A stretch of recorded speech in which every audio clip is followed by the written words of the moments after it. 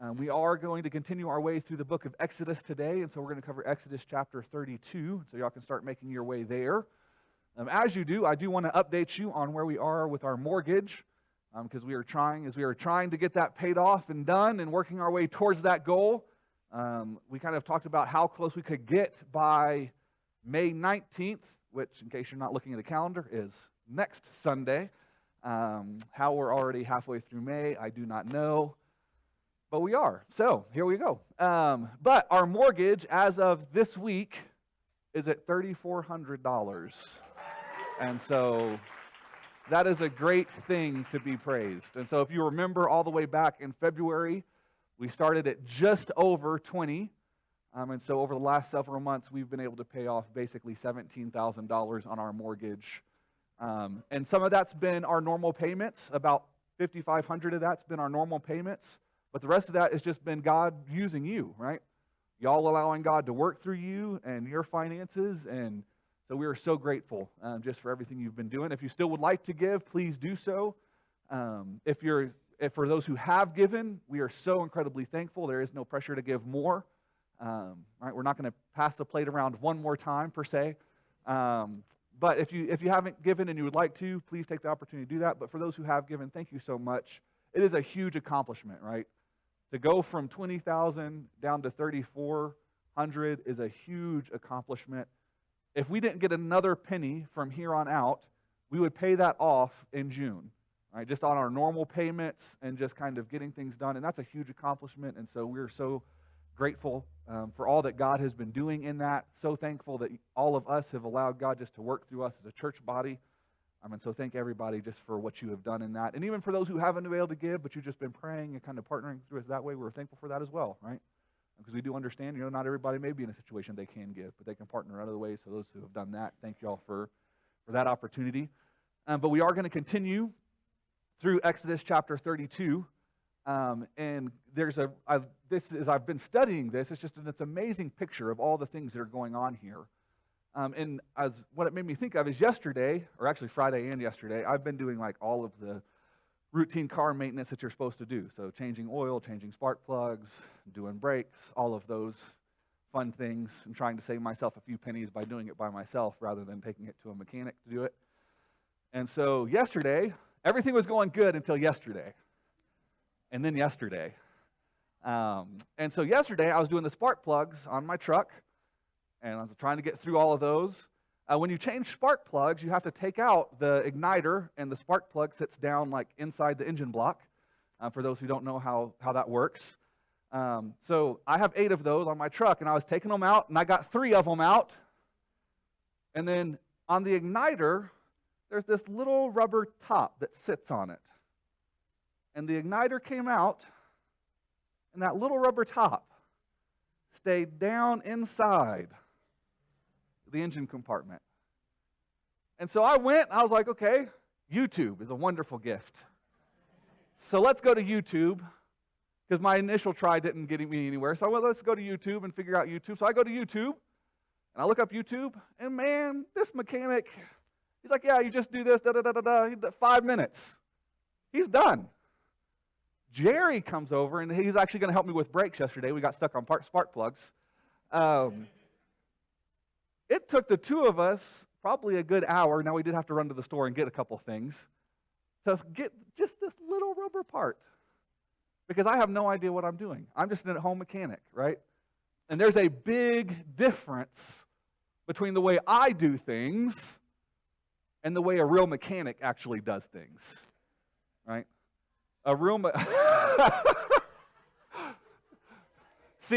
See where I started the conversation with trying to save a few pennies, though. I was trying to, those pennies matter to me. But there's a big difference, right? The way I do things and the way a real mechanic does things is different. And the way they do things works better because they do it every day, right? They actually know what they're doing. And I just have to rely on YouTube to hopefully figure out what I'm doing. And I think what we see actually through Exodus 32 is that same picture of God actually does know what God is doing. And God's work is very, very different than our work. And when we begin to rely on our work, that's when things don't function the way they're supposed to function. That's when the little rubber tip gets stuck down inside the engine block of our life. Right? We always fiddle and struggle and can't ever quite get it right because we're not relying on the one who actually knows what he's doing. And so as you really work through Exodus chapter 32, these next 3 chapters all go together. So what we're going to talk about today is how the covenant that God is making with his people is broken. And that's an important picture, right? God's been doing all of this stuff to redeem and to restore his people, all for it to be broken at this point. Exodus 33 picks up right after that to talk about, because the covenant is broken, the importance of having a mediator and needing mediation. And then what you see in Exodus 34 is the restoration of the covenant. And that's kind of, over the next 3 weeks, those are kind of the 3 things that we're going to be talking about, and they'll kind of take us to the end of the book of Exodus. And specifically, what we're going to see today, although it may sound a little odd as for how we typically think of Exodus 32, which is the golden calf narrative, right, is what I think really actually what we see here is a holy God redeems a broken people. That it's this holy and just God who's at work in redeeming a people who are broken and sinful and separated from him. And if you think about how important it is that this is where in the book of Exodus this story shows up. Up to this point, right, we've been talking about the tabernacle. God's been giving instructions for the tabernacle. God's presence coming and dwelling with his people, how important that has been. Right after, we're going to get to chapter 34. It just picks up right back in that same spot, right? That God gives the instructions for it, and then basically halfway through Exodus 34, through the end of the book, they build it, right? So in the middle of this story about how important it is for God to come and dwell with his people, and God giving instructions for his people, there's this amazing story about how broken the people are. And it's not truly simply about how broken they are, but it's really about what God wants to do for them. It's really about his work. And I think what we're going to begin to see is a pattern of how God deals with sin really through the whole Bible. And we may think about it as not necessarily unique to how we've typically thought about the Old Testament and how God wants to deal with sin. But I think really what we are beginning to see here is a pattern of how God is going to work for sin from this point all the way to the coming of Christ, all the way until Christ returns, right? And we don't have to deal with it anymore. And what we're going to begin to see is this pattern playing out of how this holy God is redeeming this broken people to be at work in their life. And the first piece in all of this that happens at the very beginning, if we're going to really understand this holy God who's redeeming a broken people, we must understand that our work will never achieve what God does. The things that God does will always be better than the things that we do. I'm also, as y'all know, not only am I a home mechanic, but I'm a think I can do stuff around the house and fix things. My stuff never quite looks as nice as when a professional who knows what they're doing does, right? It always just a little bit off.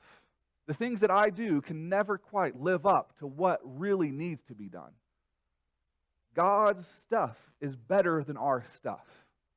And there's just really nothing that we can quite do to really get there. As hard as we may try, in reality, all that we end up doing in that process is undoing the things that God has already done. Think about this story and all the things that are beginning to unwind and unpack about what is happening. God has just been giving them a piece of his dwelling. They've just recently had a feast. Moses has been the one mediating all of this. And what do you begin to see now? The people come to a new mediator. They come to Moses or to Aaron to mediate for them. They want a new location of God's presence. God's presence isn't going to come in this tabernacle that is lined with gold, right? God's presence is going to sit over this calf made of gold. And then they celebrate all of these things, all the things that happen, they celebrate with this feast, right? The people, even though they may be doing their own works, are just simply undoing all the things that God has already done for them. And if you want a really clear picture of this in this passage, as you read the description of the golden calf, what happens, right? The people come to Aaron. They say, Aaron, make for us a semblance of God who will go before us. Because Moses has gone up onto the mountain. Who knows what has happened to him? So make us this golden image. Aaron says, all right, okay, perfect. I'll do that. Why he says that, I don't know, but he does. And he says, okay, if I'm going to make this, give me your gold and your silver that I may go and cast it into the fire. He goes, he casts it into the fire, and then Exodus 32, verse 4, what does it say? He formed it or shaped it, and then he engraved it with an engraving tool. Right? So he's doing some type of active engraving of this image that is going to be symbolic of God's presence. Well, then jump down just a little bit farther. I lost my spot in my notes, so I can't tell you the very, there we go, 16. So jump a little bit farther, all the way down to 16. What has happened? Moses has heard God's come, he's reported. Moses has made an initial appeal. He started coming down the mountain, and he is holding 2 tablets that represent the law that God has given that have been what? Engraved by the very finger of God. All right, so the picture that is being presented is this work that Aaron and the people are doing apart from the work that God is doing, and all that this work is going to happen. The only outcome of that is going to be an undoing of the things that God has done and a breaking of the covenant that God has made with his people. All that God has been at work to do is now in jeopardy. Because the people down in the valley do not understand what is happening up on the mountain between God and Moses. As God is coming to Moses and giving him the instruction that the people may dwell with him and may have all the things that they need, the people are coming to Aaron and trying to do something totally different. Breaking the covenant that God had with them from the beginning. Failing to understand what God is doing. Failing to really see how do they fit within that, how important it is for them to be a part of what God is doing. And had Aaron understood at this point his role as just kind of this temporary stand-in for Moses, he would have known this is a horrible idea. He would have never gone down this road. Right? But he failed to understand really what God was doing. And the marker of those who truly follow God in this text and those who do not is those who understand what God is doing and how to align their lives with that. Right? There is this remnant that is left at the end of this chapter. Right? We'll kind of work through all these various pieces, right? But you have Moses come down, he cast an initial judgment, then there's a further judgment on the people, and there's this remnant that's left in the midst of all of that who do align themselves to God, who ultimately then become a replacement for Aaron. Right? That this is kind of the end of Aaron's role as the priest of the people. Right? Because he did not understand truly what God was doing and the work that was happening, and thought that he could just simply stand in and kind of fill a gap and not quite follow exactly what God had called him to do, but everything would work out and be okay. Right? He's done away with. The Levites seem to be the only people at this point in time who come and stand with Moses in chapter or verse 26. All right, that Moses calls the people.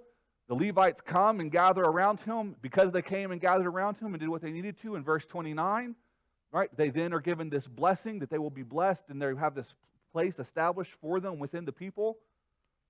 Right, that they then step into the role that Aaron had. Because they were the ones who actually understood what God was doing. They were understood how important it was for God to dwell with his people.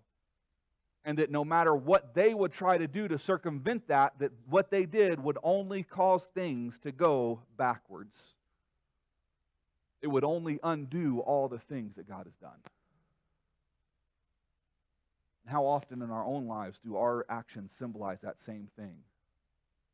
That we simply undo the things that God has been doing in our life. Because we try to take control and have it in our hands and not rely on him to bring us through. There's a wonderful picture of this in Psalm 106, verse 20. kind of quoting this exact narrative that's happening. Right? What Psalms 106 says is they exchanged their glory, right? Their glory was supposed to be God's presence among them. Right? So what did they do? They exchanged their glory for the image of a grass-eating ox. Right? That they had God's glory in their presence.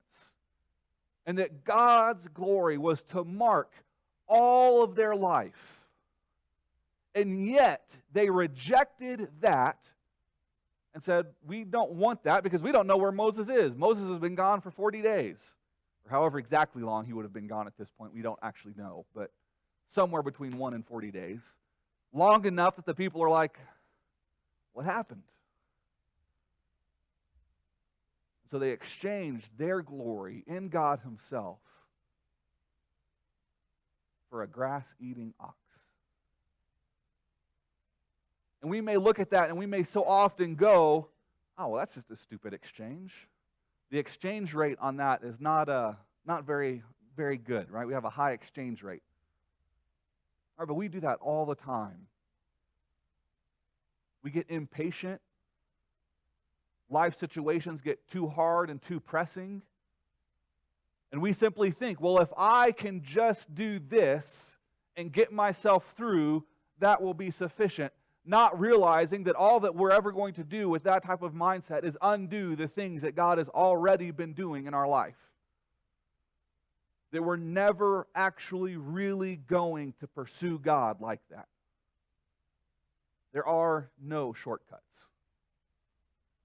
As much as we may want there to be shortcuts, there aren't any. The pursuit of a life with God is a hard one. Right? There's no doubt of that. The people of Israel didn't have it easy then.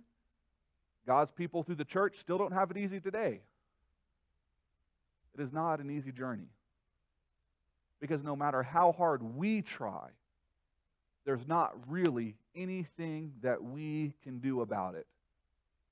Because our works only ever undo the things that God has done. And that really shows us kind of, well, what is the root issue that goes on with sin? And the root issue that goes on with sin is not simply that we broke the rules, or that we didn't do it right, or that we didn't quite do it the way that God wanted us to do it. The root issue with sin is that sin leads to brokenness.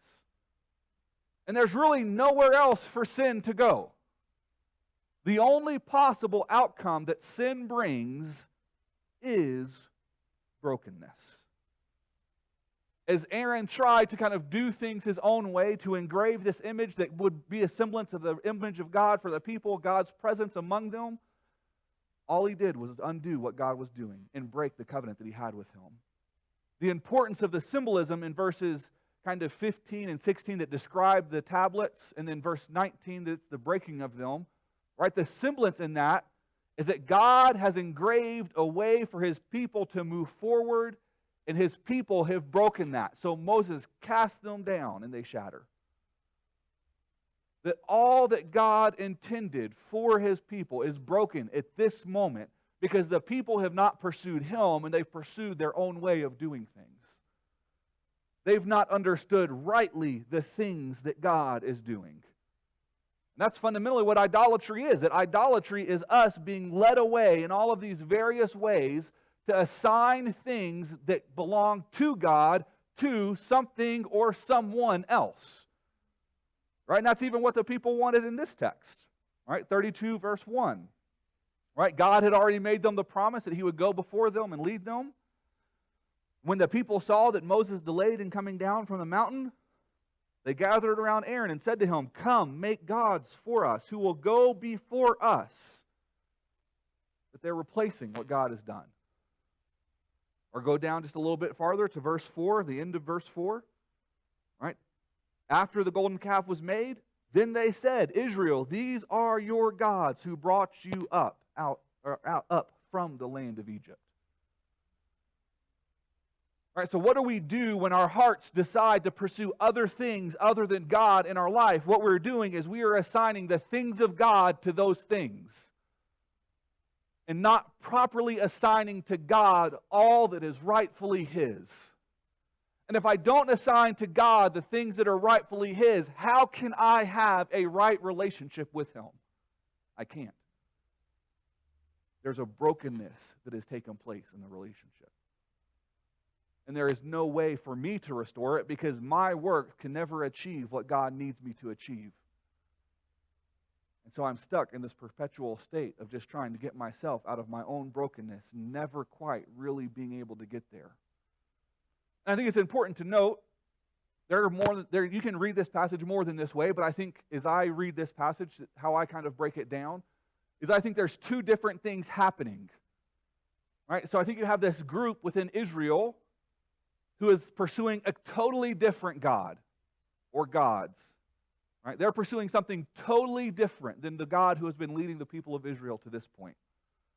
And they want something totally new. And whoever that is probably this group of people talking at the end of verse 4. Right? That they come out and they make this proclamation. See, here are the gods who have led you out of Egypt. Then I think there's probably some people who, and Aaron would probably be one of these, who I think they still are trying to pursue God. They're just doing it the wrong way. Right? That Aaron, I think, thinks he's doing something good for the people. Let me put this thing before them that will symbolize God's presence before them. And they may pursue that. But he's not thinking of a totally different God. He's just not following God the way that he should be following God. How often is that our story? That yes, I'm trying, but because of my brokenness, I can never really quite get there. Or I'm trying to follow God, but man, I am misassigning some things happening in my life all the time.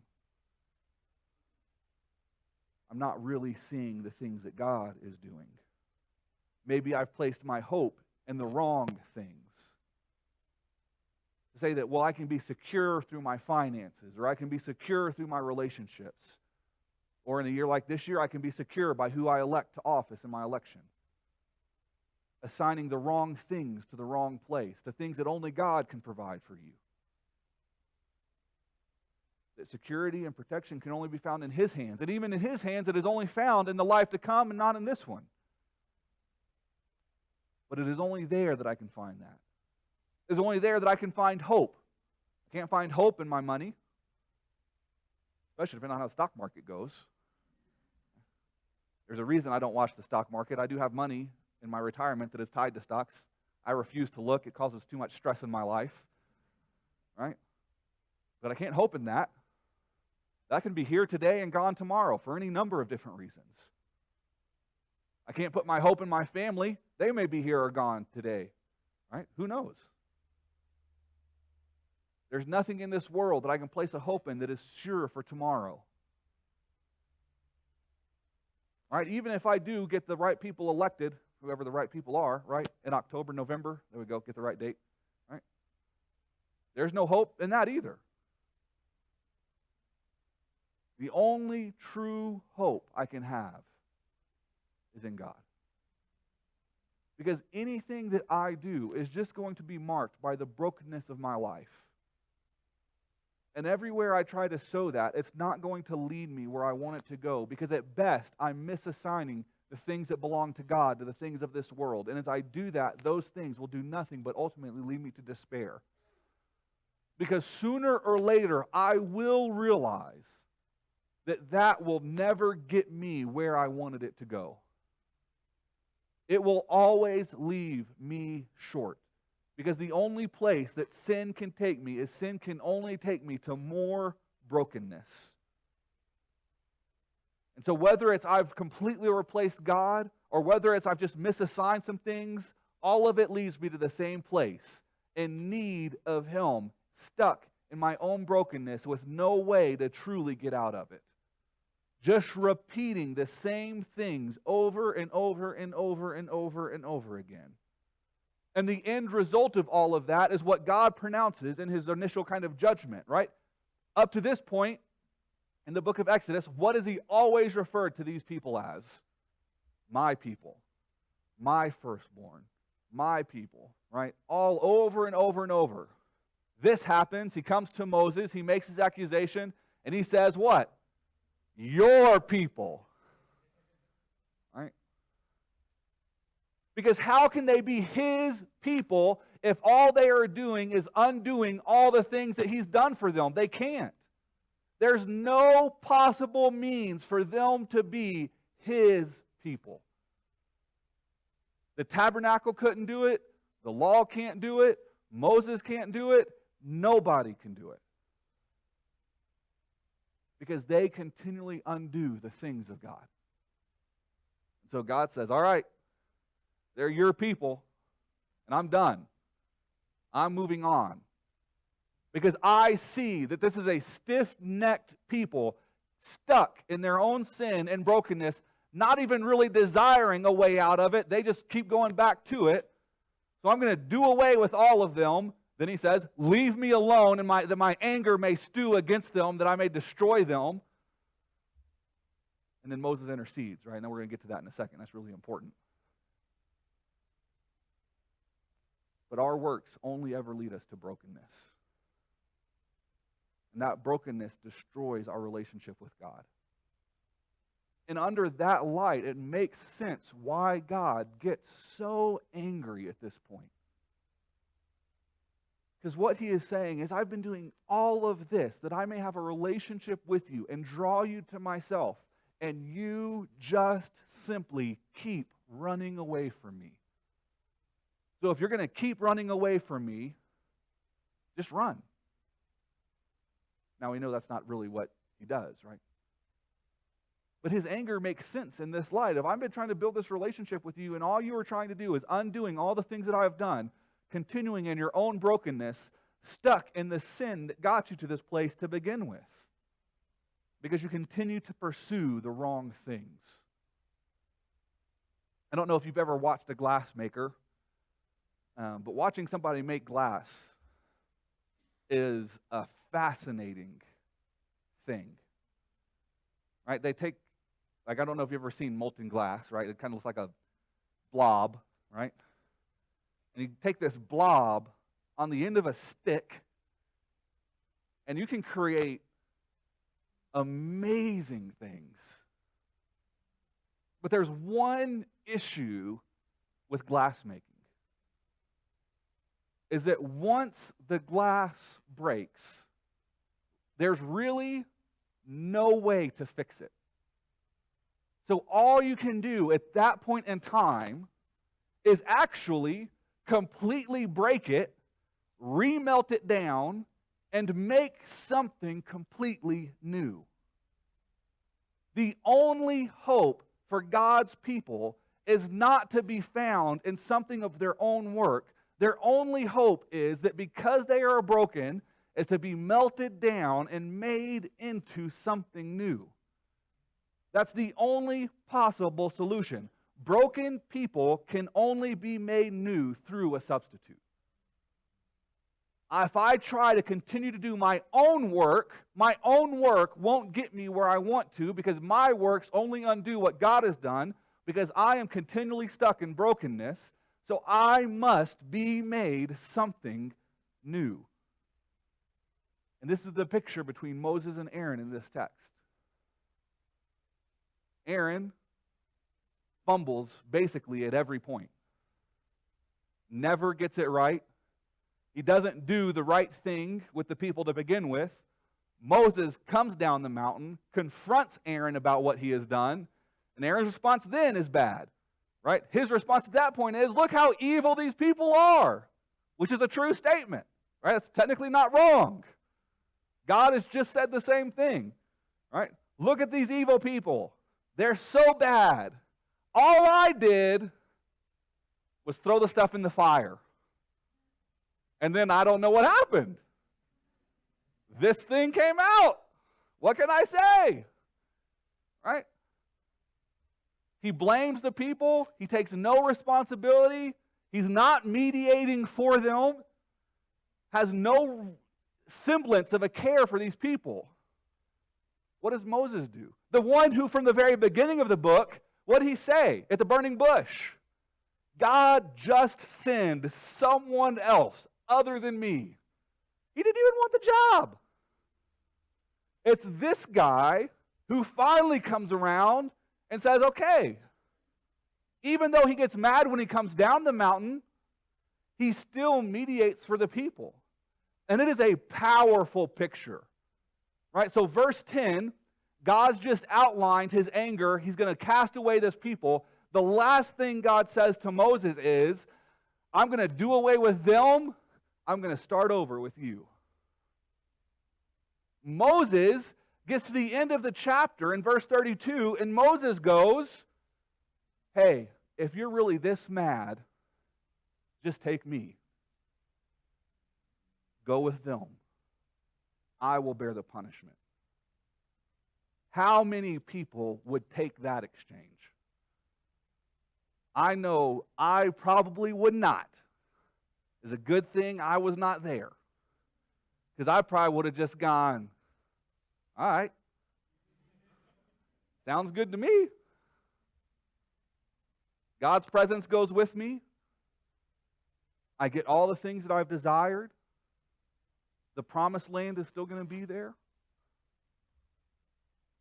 All the things that I want are fine. But Moses says it's not just about the things that I want. It's about mediating for these people. How often do we forget that's our role? We get so frustrated and angry at the world around us, forgetting that they are broken people stuck in their own sin, just like we were, by the way.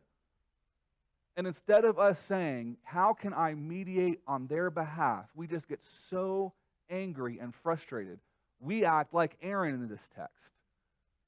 See, look, our city, our society, our country is going the way that they've chosen to go. They're reaping the consequence of their own benefits. See, God, it's really about them. If they would just be better people, we would be a better society. I don't know about you, but that sounds an awful lot like what Aaron said. Or are we like Moses, who says, God, I understand they are a broken people. And they are in desperate need of something, or specifically someone. Let your presence go with them. Let us be the one who stands between God and them, mediating for them, because they are in need of being made new.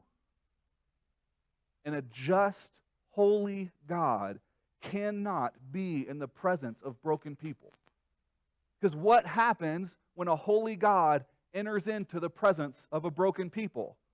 It doesn't go well for the broken people. Ever. Right?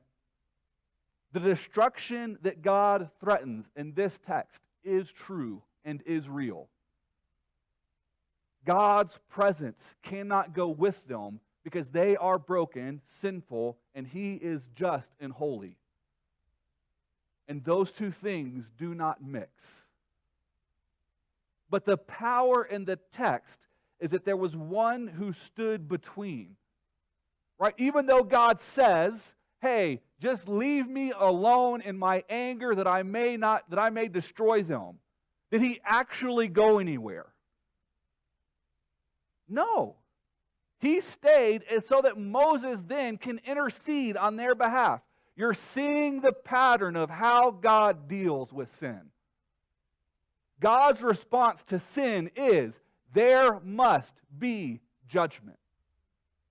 There is no other option because we are broken and we cannot get out of our own brokenness. All we're doing is undoing the things of God. We must be made new. And God says, in your current state, there's nothing I can do for you. Moses comes as a substitute of sense for the people. Say, hey, you're willing to start again with me, but rather than start again with me, take me as the sacrifice for the people that they may go on in your presence. God, He is interceding on behalf of the people for them, right? To God. Let's flip over to Romans chapter 8.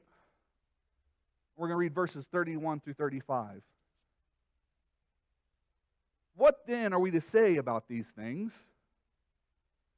If God is for us, who is against us? He did not even spare his own Son, but offered him up for us all. How will he not also with him grant us everything? And here's where it gets really important, right? Who can bring an accusation against God's elect? The answer to that question is that God can, right? That he is the one who can bring an accusation against his people because he's a just, holy God, and these are a broken, sinful people then, and they are still today, unless you're a lot different than me, but I'm still broken and sinful. Who can bring an accusation against God's elect? God is the one who justifies. Who is the one who condemns? Christ Jesus is the one who died, but even more has been raised. And now that he's been raised, what does he do?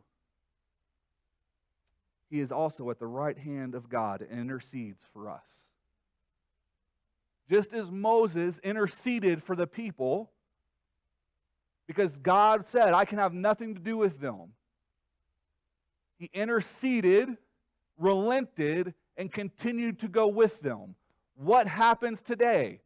God says, these are a sinful and broken people deserving of my judgment, but Christ sits at his right hand interceding for them, reminding him that I have paid the cost.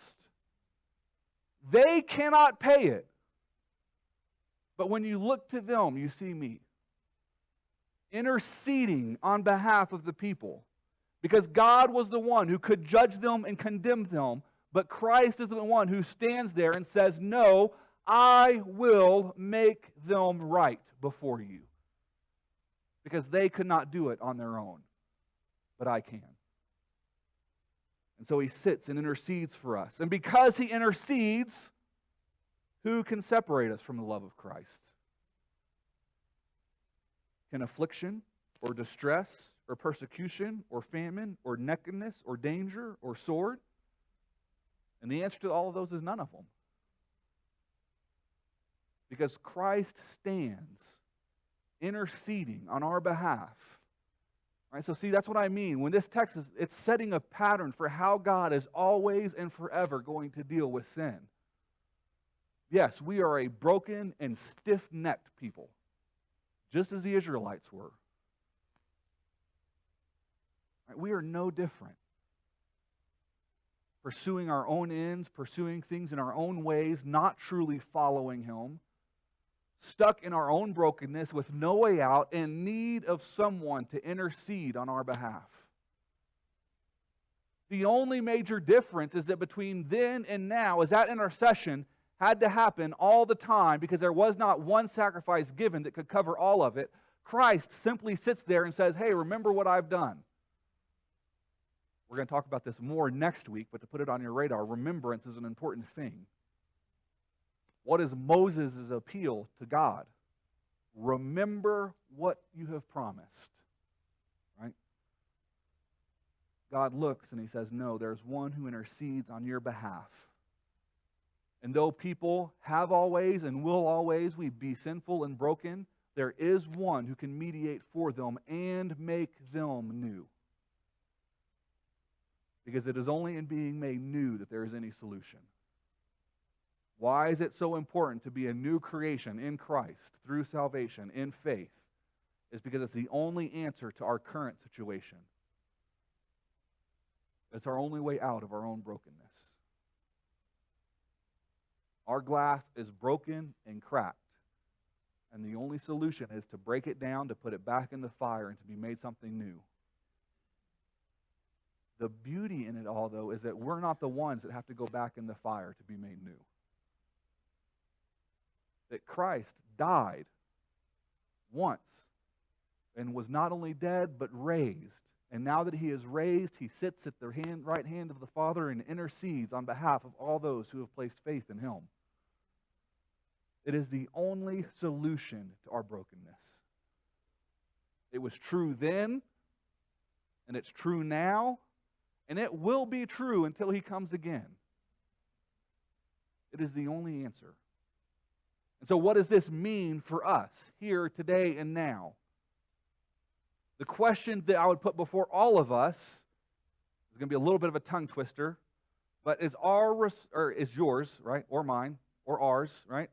Is our response to our brokenness responsible? Right? Not that we take responsibility for our actions in the way that we so often think about it, because I can't take responsibility for it. I can't be responsible for my own actions, because if I'm responsible, what happens? God's judgment comes upon me. I cannot work myself out of my own sin. I can't. There's nothing I can do to get out of it. I can't say I'm good enough. I can't try to be good enough. I can't read my Bible enough. I can't come to church enough. I can't pray enough. There's nothing that I can do. Because if I'm the one who is responsible, judgment is coming. It is only as I place my hands in the Christ and allow Him to be the one who stands before me. But to do that, I do have to respond to my sin responsibly. That I have to own up to the fact of this is who I was and what I did. Right? It's both sides of Aaron's story. I cannot simply say, hey, I threw it in the fire and this thing came out. I don't know what to do with that. Guess I'm just going to keep going. It is not sufficient for me to say, this is just kind of how my life worked out. The circumstances around me caused me to do this. You do not understand how difficult it was dealing with this situation. How hard-pressed I was. I had no other possible response but this. No, that is not a sufficient response. God, I am a broken person in need of you. And yes, things around me may contribute to my response, but they're not the sole purpose of my response. I threw the gold in the fire, and I took my tools, and I formed it, and I engraved it. And I'm responsible for that. But once we've gotten there, nor can we begin to say, okay, well, I'm going to get myself out of it. Right? And that's where it's different, right? When we think of, hey, take responsibility for your actions, what do we typically mean by that? You now go and make it right. I hate to tell you, you can't go and make it right. My response, once I've acknowledged, hey, my role in all of this, my response at that point is, okay, well, now let me work my way out of it. Because what happens if I try to work my way out of it? I just undo the things that God's already been doing, because my sin just continues to lead to brokenness. My only possible solution is to be made something new. What am I doing? I'm assigning the things of God to my own actions. That it is only in Christ that I can be made new. I can't be made new through sheer willpower of myself. Only He can do it. It's really important that we assign to God the things that are His. So my response to my sin needs to be responsible. It needs to be responsible in the sense that I acknowledge that, yeah, no, it was me. And my only hope is Him. Our proper response is not, it was them, now I can get out of it. The only proper response is, it was me, only He can get me out of it. And is that indicative of your life? Is that how you respond to your brokenness? Or do you just repeat the things from this text? I was them. I really didn't have anything to do with it. Oh, see, I can get this good thing on my own willpower. No. It is only in Him. And we are in desperate need of one to mediate and to make us right with God. Next week, we'll talk about what that mediation is, right? That's next week's message. Stay tuned. Come back. We're going to shut down the stream, so next week you have to be here. That's not actually true. We will not shut down the stream. The stream will still be going, right? But we haven't talked this. Moses. The reason I do bring that up, though, is Moses' mediation is a big piece of this text, and we've not talked about that hardly at all today. The reason we have not talked about it at all is because this chapter and the next chapter go together, and we will start talking about what does his mediation do, and how does he mediate, and now ultimately what does that point us to in Christ, right? And that through all of that, where we're going to end all of this at, now y'all don't have to come back. All right, where we're going to end all of this at is that through that mediation, the covenant is restored, right? There is hope. Even though at this point, there's a bunch of broken, sinful, devastated people, if they will be responsible or act responsibly in accord to their brokenness, if they will say, yeah, we messed it up, you're our only way out, there is hope. It is only as people continue to go, see, look, it's their fault, now let me get myself out of it. That response doesn't get you anywhere. But I do warn you, that response is incredibly tempting. Because it makes you look a lot better. And it puts the response in your control. But the Bible story says there's no way to make yourself look better, and there's no way for it to be in your control. You've got to give it to Him. And allow Him to mediate for you that you may be made something new.